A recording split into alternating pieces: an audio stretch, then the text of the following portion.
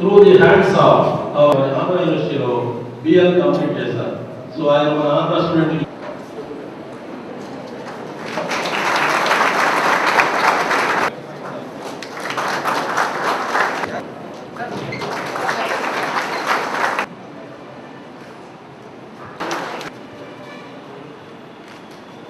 విద్యార్థులు వాళ్ళకి చదువుకోవడానికి ఇబ్బందులు కలగకూడదు.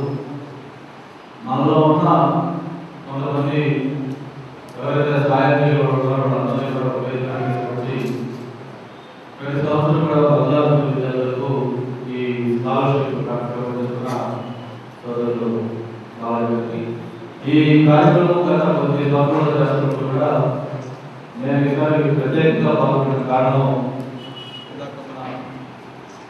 అలాగే బాధ్యత చేశారు. విద్యార్థులు ఇచ్చే స్కాలర్షిప్ కాబట్టి ఒక మెజారిటీ దృష్టిలో వెళ్తే బాగుంటుందని వాడు చెప్పడం తప్పకుండా వస్తారని చెప్పి ఈరోజు రావడం